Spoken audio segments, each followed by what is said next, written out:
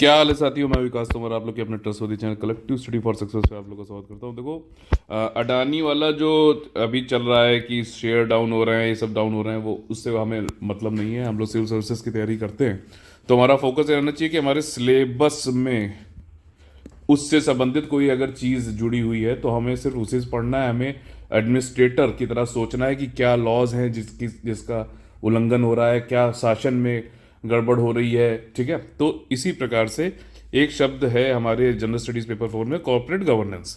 ठीक, अब देखो, अब आप लोग ढूंढते हो बुक्स कि बुक्स मिल जाए तो उसमें जो है मैं वहाँ से पढ़ लूँ। अब बुक्स में क्या है, कॉर्पोरेट गवर्नेंस की आपने एक कोई बुक्स उठाई, मान लीजिए एथिक्स की है तो लेक्सिकॉन, मैं खुद बताता हूँ लेक्सिकॉन कर लो क्योंकि ये सबसे बेसिक बुक है। लेक्सिकॉन का लिटरल मीनिंग ही होता है डिक्शनरी, तो हर जो सिलेबस में वर्ड दिए गए हैं उनका जो है वो एक तरीके से मूल अर्थ बताने की कोशिश करते हैं। ठीक, तो ये होता है। बट मैं थोड़ा सा आप लोग का एक अप्रोच चेंज करना चाहता हूँ जो कि एग्जाम पॉइंट ऑफ व्यू से बहुत ज़्यादा ज़रूरत है जिसकी, और एग्जाम में जिस प्रकार से क्वेश्चन आते हैं उनको जो है आपको अगर सॉल्व करना है तो ये अप्रोच बहुत लाभदायक होने वाला है। ठीक, तो देखिए यहाँ पर क्या है कि मैं कुछ आंसर ढूंढने से पहले गुड क्वेश्चंस बनाना जरूरी है।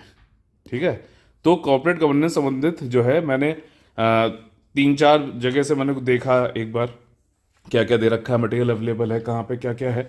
ठीक, तो जैसे क्लियर आईएएस करके है यहाँ पर एक वेबसाइट है, अच्छा नोट्स उन्होंने दे रखे हैं, कोई दिक्कत नहीं है। और वेबसाइट जो गवर्नमेंट की हैं, मिनिस्ट्रीज की हैं, उनकी देखी। ठीक, तो ओवरऑल मैंने क्या यहाँ पे पाया कि हमें सबसे पहले तो चाहिए कि कॉर्पोरेट गवर्नेंस है क्या, तो इसकी डेफिनीशन हमारा जो है कहाँ से हमें मिलनी चाहिए। एक कैडबरी कमेटी थी, चॉकलेट आती है ना कैडबरी, इससे याद कर लेना, कैडबरी कमेटी और कॉर्पोरेट गवर्नेंस पे उन्होंने रिपोर्ट दी, सबसे पहले रिपोर्ट यही थी।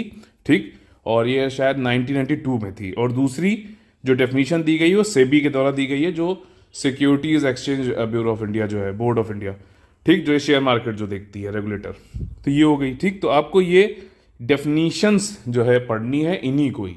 ठीक, ये जब आपके क्वेश्चंस बन जाएंगे ना, फिर आपको इसके अलावा और कहीं कुछ नहीं देखना है।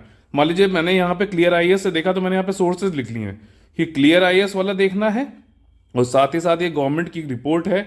आर डी गोडरेज जी की एक कमेटी बनाई गई थी मिनिस्ट्री ऑफ कॉर्पोरेट अफेयर्स के द्वारा, तो उन्होंने क्या बताया है, ये कमेटी की रिपोर्ट में उन्होंने जो है वे फॉरवर्ड भी बताया, तो बहुत ज़्यादा इंपॉर्टेंट हो जाती है। ठीक, तो आप देखो मैं लाइन से आपको यहाँ पे थोड़ा सा इसको बड़ा करके बता देता हूँ। ठीक है, तो देखो, वॉट डेफिनीशन कैडबरी सेबी। ठीक, यहाँ से ये डेफिनीशन आपको मिल जाएगा। लॉज, भैया कौन कौन से लॉ हैं जिनको पालन उनको करना चाहिए या फिर बताया गया है। ठीक, तो national foundation for on corporate governance करके ये एमसीए, ये कॉर्पोरेट अफेयर्स वाली मिनिस्ट्री है, उसी ने एक बनाया है। इसमें सीआईआई भी है, ठीक है ना, कन्फेडरेशन ऑफ इंडियन इंडस्ट्रीज करके, और चार्टर्ड अकाउंटेंट वाले वो सब भी इंस्टीट्यूशन, वो सब मिला के है। ठीक, तो ये एक संस्था है जो भारत में कॉर्पोरेट गवर्नेंस को बढ़ाने के लिए जो काम करती है। ठीक है, और ये एक पीपीपी है, यानी कि पब्लिक प्राइवेट पार्टनरशिप है, क्योंकि कॉर्पोरेट गवर्नेंस है ना, कॉर्पोरेट मतलब निगम, निगम जो होते हैं उनका शासन कैसे क्या हो रहा है वो चीज़ हो गई। ठीक, लॉस कौन कौन से हो गए, कंपनीज एक्ट 2013 वाला, और सेबी के लिए क्लॉज 49, ये बहुत ज़्यादा इंपॉर्टेंट है, ये आप लिखोगे ना तभी आपको नंबर मिलेंगे। ठीक, कंपोनेंट्स क्या होते हैं भैया कॉर्पोरेट गवर्नेंस में, तो देखो ओनर कौन है, ओनर है शेयर होल्डर्स।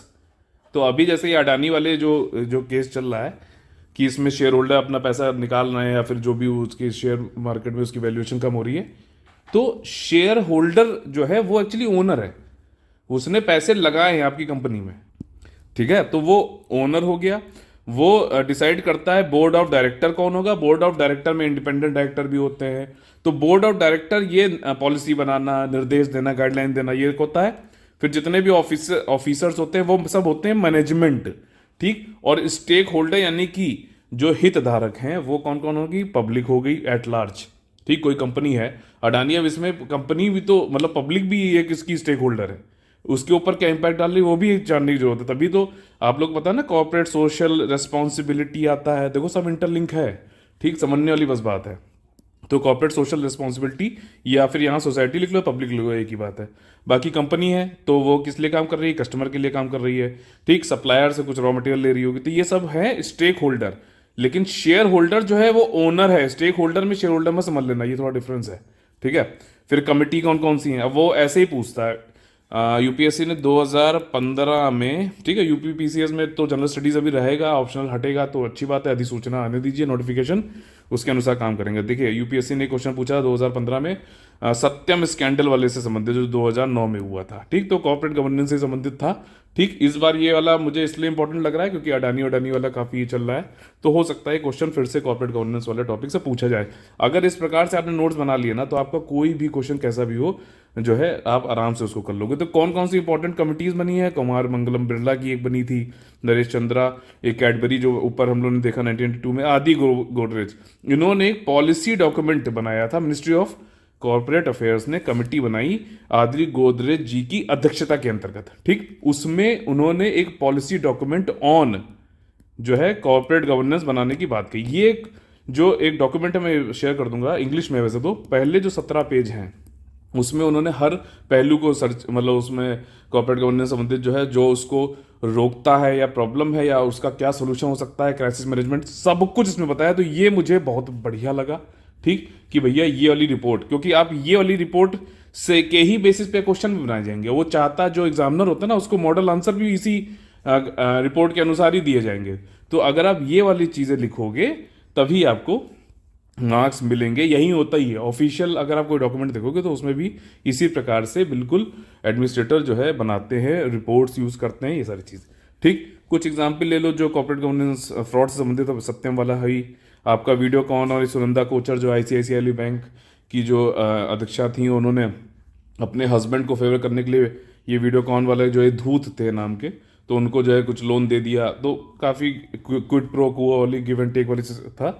तो ये भी एक कॉर्पोरेट गवर्नेंस का फ्रॉड है। एक वर्ल्ड लेवल पे एनरॉन करके था, वो भी कर समझ सकते हो। ये वाला डॉक्यूमेंट जो मैं आपको बता रहा हूँ very important for way forward, ठीक। कुछ इंपॉर्टेंट कीवर्ड्स क्या है, कॉर्पोरेट गवर्नेंस क्या है भैया, कंट्रोल और डायरेक्शन, ठीक। बीओडी यानी कि ब्यूरो ऑफ डायरेक्टर्स जो होते हैं वो इसको बताते हैं, ठीक, वो इसका संचालन करते हैं। यहाँ मैंने आपको स्टेक होल्डर्स पहले ही बता दिए थे, ठीक। कुछ कीवर्ड्स और भी हैं, जैसे गवर्नेंस होता है ना, good governance, good governance day कब होता है, 25 दिसंबर, अटल बिहारी वाजपेयी जी के जन्मदिन के दिन, ठीक। चलो, तो जैसे गुड गवर्नेंस होता है सुशासन, वैसे ही कॉर्पोरेट गवर्नेंस है निगम का शासन, ठीक। तो उसके लिए भी हमें कौन कौन से भाई वही है, अकाउंटेबिलिटी हो गई, ट्रांसपेरेंसी हो गई, पारदर्शिता हो गई, जवाबदेही हो गई, रेस्पॉन्सिबिलिटी हो गई, इसमें सोशल, ये कॉर्पोरेट सोशल रिस्पॉन्सिबिलिटी भी आ जाएगा, इंडिपेंडेंस होनी चाहिए, ठीक है, आपका फेयरनेस, मतलब सभी लोग को इक्वल फुटिंग पे आपको देखना चाहिए, समानता होनी चाहिए, ठीक। तो ये सारी चीजें हो गई। अब इससे संबंधित कई बार क्या करता है यूपीएससी या यूपीपीसीएस, जो भी सेम उसी पैटर्न पे काम कर रहे हैं, बाकी आयोग भी, तो वो कोर्ट पूछ लेते हैं, कोई कोर्ट पूछ लेंगे कॉर्पोरेट गवर्नेंस संबंधित। तो कोर्ट जो है गाइडिंग प्रिंसिपल है, उसमें जो रिपोर्ट इन्होंने बनाई थी ना, जिसकी मैं बार बार बात कर रहा हूँ, इसकी शुरुआत ही उन्होंने एक कोर्ट से करी है, तो वो कोर्ट बहुत ज़्यादा इंपॉर्टेंट है, ठीक। और कुछ नए कॉन्सेप्ट आ गए, एनवायरमेंट सोशल गवर्नेंस, ईएसजी इसको बोलते हैं। तो अब एनवायरमेंट भी, कंपनी किस प्रकार से एनवायरमेंट को अफेक्ट करता है या अफेक्ट होता है, ये भी एक रिस्पॉन्सिबिलिटी में कॉर्पोरेट गवर्नेंस में आना चाहिए। और ये देखा गया है कि जो ग्रीन टेक्नोलॉजी, ग्रीन ज़्यादा जो है एमिशन उत्सर्जन किए बगैर जो कंपनियां काम करती हैं, उनको बेहतर माना जाता है और ज़्यादा सस्टेनेबल माना जाता है। तो ये भी कॉर्पोरेट गवर्नेंस का हिस्सा बन जाएंगी। ये सारे कॉन्सेप्ट जो मैं आपको बता रहा हूँ ना, इस प्रकार से इंटरलिंक हैं कि आपको केस स्टडी जब दी जाती है एग्जाम में, तो आपको ये सारे पॉइंट्स यही सब उठा के लिखने।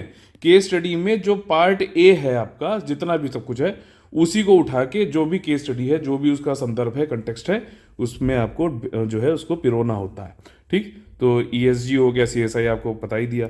सोर्सेज मैंने देखा, मुझे क्लियर आईएएस का एक सही लगा, ठीक। बाकी गोदरेज कमेटी रिपोर्ट जो है, ये दो चीज़ें। अब इसके 17 पेज शुरुआत के हैं, इसको भी जो है आप छोटा कर सकते हो, मेन मतलब मेन पॉइंट से देख लोगे और यहाँ से बस। अब इसके अलावा फिर अब कुछ नहीं देखना है, सिर्फ जो उदाहरण है ना वो बढ़ते चले जाएंगे। अडानी वाला केस ले लोगे आप, ठीक। अभी तो कुछ प्रूव हुआ नहीं, मैं ऐसे बता रहा हूँ। जो पहले सुनंदा कोचर वाला तो हो गया ना, उसमें तो सीबीआई ने मतलब उनको जेल भिजवाया, तो वो सारे आप ले सकते हो। जैसे उन्होंने यूपीएससी ने खुद ने सत्यम स्कैंडल से पूछा है संबंधित क्वेश्चन, ठीक। तो हो सकता है आगे वो आईसीसीआई वाला क्वेश्चन पूछ ले, सुनंदा कोचर वाला, ठीक। तो ये वाली बात है, ठीक। और एक दो कोट्स रख लो। अब देखो मैं इस प्रकार से इसको डाल रहा हूँ कि मान लो उन्होंने कोर्ट से नहीं पूछा, लेकिन आपको कोर्ट लिखना है, तो अजीम प्रेम जी विप्रो वाले, ठीक है, बहुत बड़े फिलॉन्थ्रोपिस्ट हैं, बहुत ज़्यादा परोपकारी काम करते रहते हैं, ठीक। तो इन्होंने एक बोला है कि the real threat to business is from within, from poor ethical standards and lack of integrity that can do incalculable harm. ठीक, तो इसको आप अपनी भाषा में भी लिख सकते हैं। ठीक है, इसी प्रकार से एक यहाँ पे एक मैंने बहुत मुझे बढ़िया लगा ये, पी गॉस्पेल और ए पेडल्टन थे। इन्होंने बोला कि कॉर्पोरेट गवर्नेंस होता है क्या। इसमें 3 चीज़ें इन्होंने बताई। एक कि कौन इसको कंट्रोल करता है कंपनी को, दूसरा और कौन मतलब फॉर हुम इज द कंपनी गवर्नड। ठीक, किसके लिए शासित की जा रही है। ठीक, फ्रॉम हुम, फॉर हुम। ठीक, मतलब एक तो शेयर होल्डर, कौन कंट्रोल कर रहा है आपका, ये बीओडी कर रहा है, बोर्ड ऑफ डायरेक्टर। चलिए मैं बताता भी चलता हूँ थोड़ा। फॉर हुम, शेयर होल्डर्स के लिए। ठीक है, the ways in which control is exerted, मतलब किस प्रकार से काम कर रहे हैं, प्रक्रिया, मैनेजमेंट, एथिक्स, मोरलिटी है कि नहीं, वो सब। तो ये एक छोटा सा मतलब एक आप समझ सकते हो कॉर्पोरेट गवर्नेंस संबंधित मैंने कई सारे आपको कॉन्सेप्ट बता भी दिए। ठीक, डेफिनेशन आप इसको आराम से देख सकते हो। और इसी प्रकार से मेंस का जो सिलेबस है आपको करना है। कोई आपको बुक नहीं ढूंढनी है यार, उन्होंने खुद कहा है कि बुक्स, ये नहीं कि हर जगह बुक ढूंढते रहो। अब एक बार आप बुक देखते हो वहां से आपको नहीं समझ में आता, इस चक्कर में आप 3 बुक से पढ़ते हो, कुछ फायदा नहीं होगा। आप इस प्रकार से जो है अपना नोट्स बनाओ। ठीक, बना सकते हो तो बनाओ, नहीं तो कोई दिक्कत नहीं है। ये जो है मैं जहाँ तक संभव हो पाएगा सब प्रोवाइड करा दूंगा। ठीक, इसमें क्या है, वॉट अपना आपने निकाल लिया, जो भी बुक से आपको ये डेफिनेशन मिल गई वहाँ से आपने एक वॉट निकाल लिए, लॉज निकाल लिए, कंपोज निकाल लिए, बस आपने फिर अब इसे कोई पढ़ना है, कोई बुक नहीं खोलनी, कुछ नहीं करना। ठीक, अगर सही लगा तो इसको लाइक शेयर सब्सक्राइब जरूर करिए, ज़्यादा ज़्यादा लोग तक पहुँचाइए। ये तरीका ही सबसे बढ़िया तरीका है यहाँ पे जो है काउंसलिंग गाइडेंस, और मेन चीज़ है कि किस प्रकार से पढ़ना है। ठीक, और क्या चीज़ छोड़नी वो बताया जाता है, जो कि एग्जाम पॉइंट ऑफ व्यू को, एग्जाम को क्लियर करने के लिए बहुत ही ज़्यादा जो है जरूरी है। ठीक, जय हिंद।